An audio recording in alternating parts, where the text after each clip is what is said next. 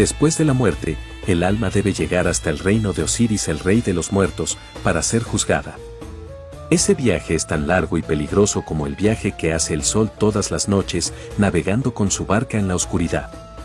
Por el camino, los espíritus malignos tratan de devorar el alma de la persona muerta.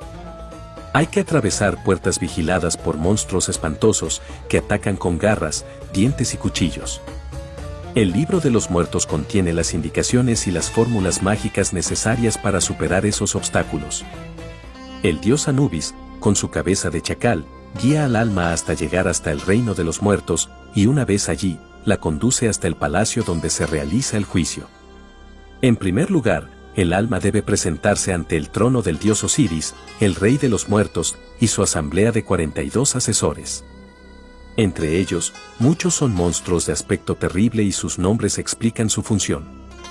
Allí están, por ejemplo, el bebedor de sangre, el quebrantador de huesos, el devorador de las sombras. Ante cada uno de ellos debe confesarse el muerto, es decir, diciendo todo lo que no hizo de malo mientras estaba en la tierra.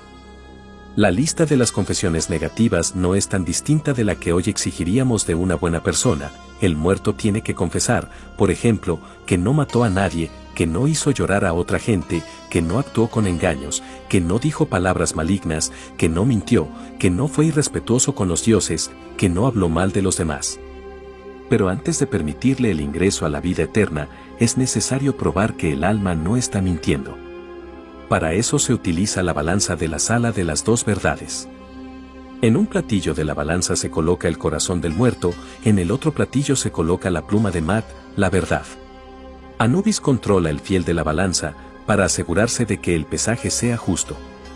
Si el corazón es más pesado o más liviano que la pluma de la verdad, es señal de que el alma ha mentido y allí está esperando, hambrienta y ansiosa, la terrible Ammit.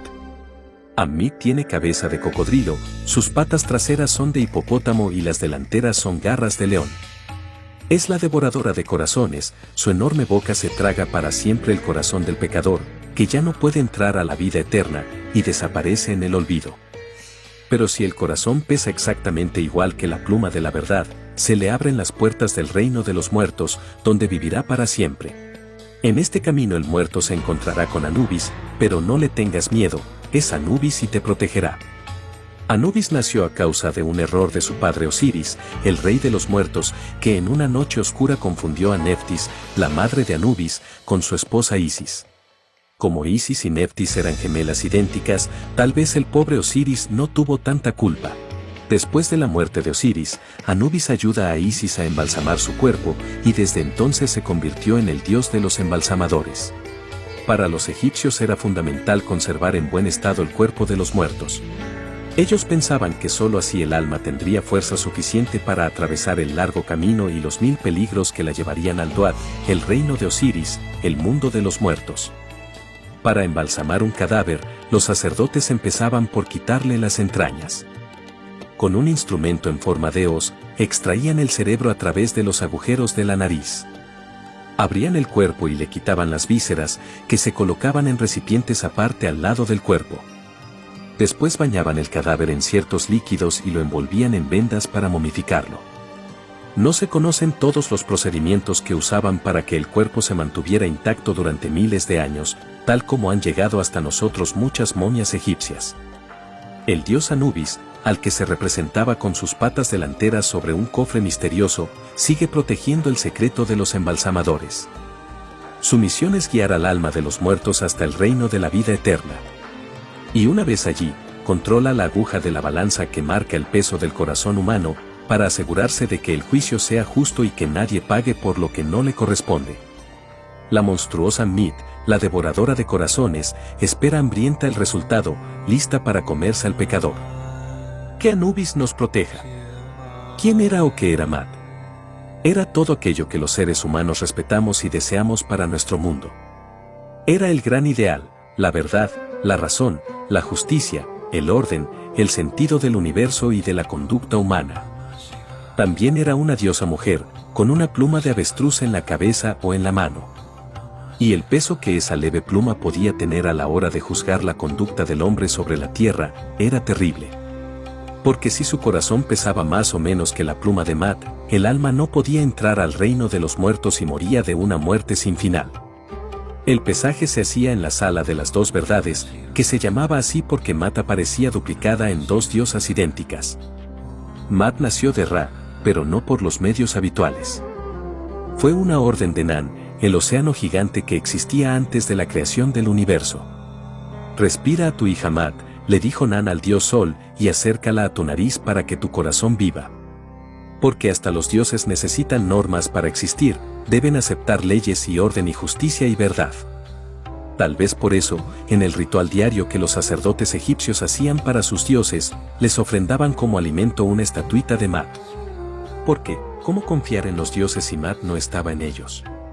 Cada vez que llegaba la noche y la barca de Ra, el dios Sol, entraba al mundo subterráneo, la diosa Matt iba en una barca detrás de su padre.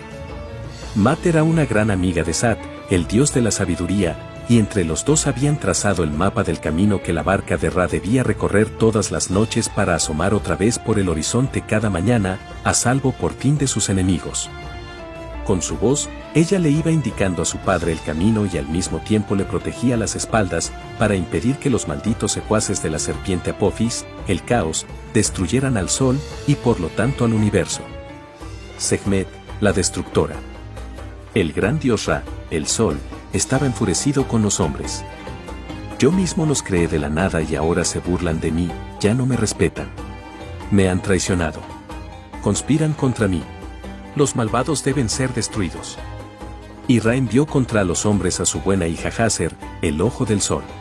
Pero cuando Hazer obedeció a su padre y empezó a usar su poder para matar, algo cambió en ella. El sabor de la sangre humana la transformó, y se convirtió en Sekhmet, la poderosa, la destructora, la leona devoradora de hombres. Sekhmet seguía conservando el cuerpo de una bella mujer, pero su cabeza era la de una leona.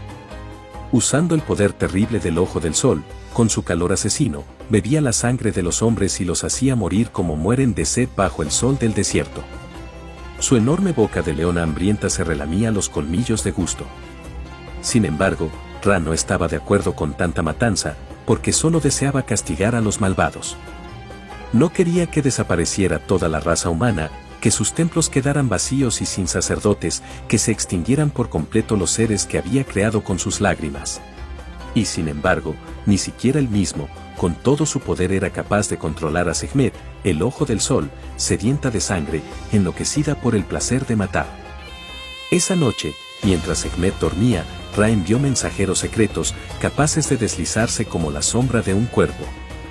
Su misión era llegar hasta Asuán, en busca de cierta arcilla roja, que se usaba para fabricar pintura. Entretanto, miles de esclavas trabajaban al mismo tiempo preparando cerveza. Mientras la diosa dormía, Ra ordenó arrojar en los campos 7000 jarras de cerveza mezclada con pintura roja. Llegó la mañana en que Sekhmet se disponía a la destrucción final de todos los seres humanos. Cuando despertó, lo primero que vio fue un enorme lago de sangre humana, roja y deliciosa. Sin pensarlo, se lanzó sobre ella y se bebió a grandes lametazos la cerveza teñida de rojo. Completamente borracha y de muy buen humor, Sekhmet volvió a ser Hazer y regresó a la casa de su padre el sol. Así se salvó la humanidad de la destrucción total.